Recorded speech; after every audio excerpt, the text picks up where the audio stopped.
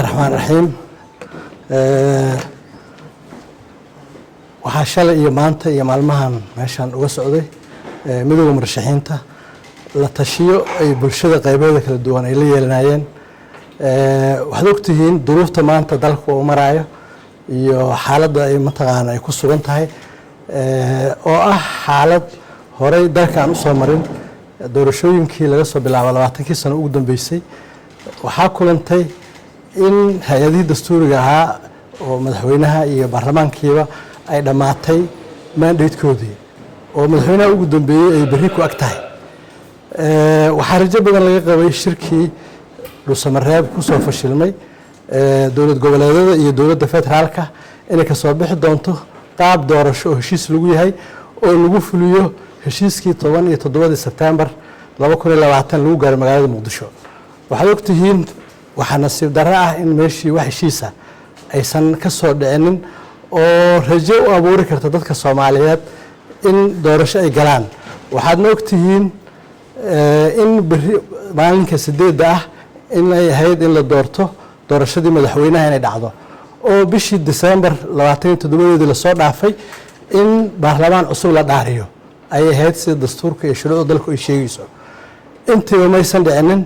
dadka Soomaaliyeed rajadii ugu dambeysay oo rajaynayeen waxay ahayd in doorashadii saddexda qodob oo la isku hayay in dhuusamareeb looga soo heshiiyo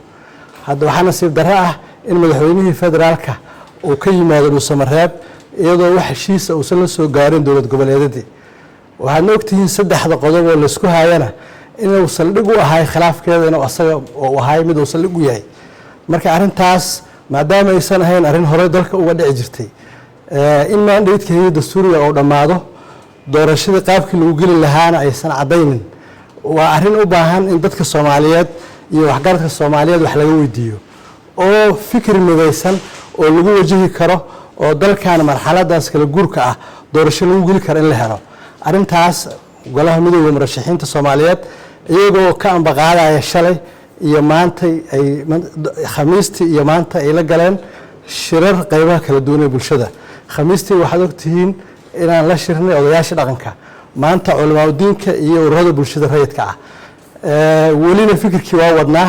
ujeedkuna waa in dalkan oo doorasho galo waxaad ogtihiin dowladnimadu waxay ku dhisantahay waa sharci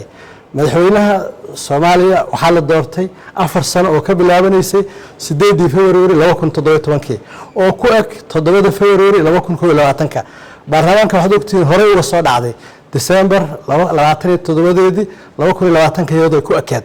waxay ahayd in processkaas maanta uu gabagabo yahay oo waxaad hadda aad mataqaana maanta waxa loo joogo inay tahay doorashada bisha 8 inuu diyaar yahay madaxweynaha xilka lagu wareeji lahay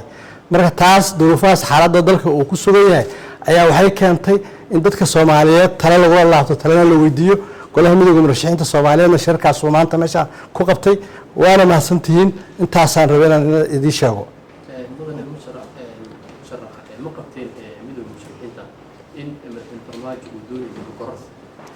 taa shaki kuma jiro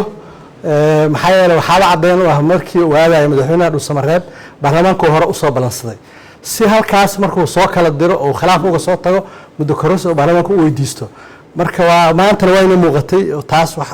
hadal ah oo anaga aan qabna maahan maxaa yeelay haddii niyad sami iyo niyad wanaag iyo heshiis dhuusamareeb madaxweynuhu ku aadi lahay baarlamaanka hore uma sii balansadeen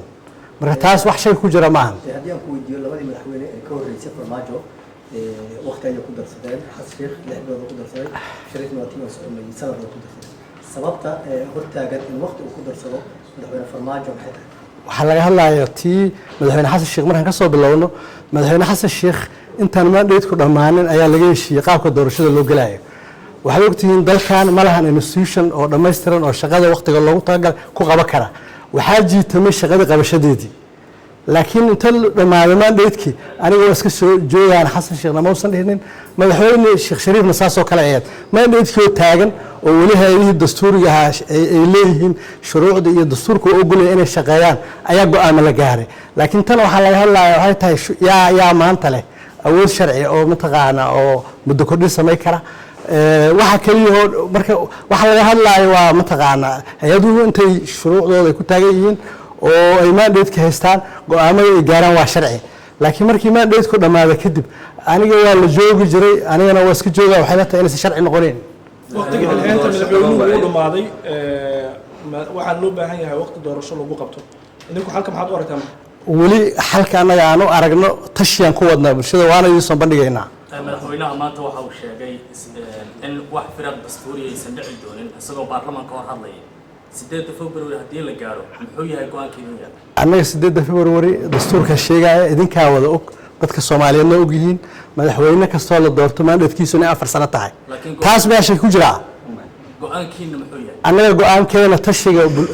qaybaha bulshada aan wadno marka waxay ka dambeeyaan taladayna iyo ra'yigeena soo bandhigayna waana idin la wadaagaynaa waana mahadsantihiin